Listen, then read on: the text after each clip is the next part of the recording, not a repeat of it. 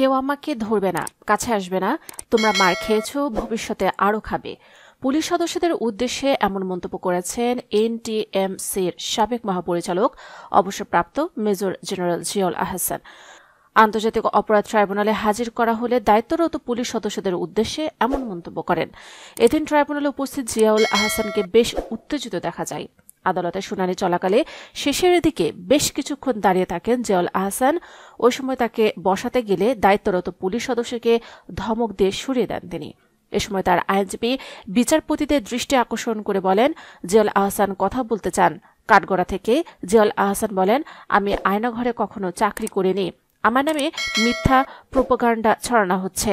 আমি যেখানে কাজ করেছি সেটা সম্পূর্ণ টেকনিক্যাল ছিল। জবাবে ট্রাইব্যুনাল বলেন, তদন্ত চলছে, আপনার আইনজীবী আছে, যা বলার তার মাধ্যমে বলবেন। বিচারপতিরা এজলাস ছাড়ার পর পুলিশ সদস্যরা আসামিদের হাজতখানায় নেওয়ার জন্য যান। এ সময় জিয়াউল আহসান তাদের বলেন, কেউ আমাকে ধরবে না, কাছে আসবে না, তোমরা মার খেয়েছো, ভবিষ্যতে আরও খাবে।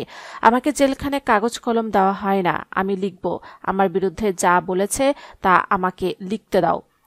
তাকে সে সময় বেশ উত্তেজিত দেখা যায়, তবে আইনজীবী তাকে আশ্বস্ত করে বলেন, পরে সবই দেওয়া হবে।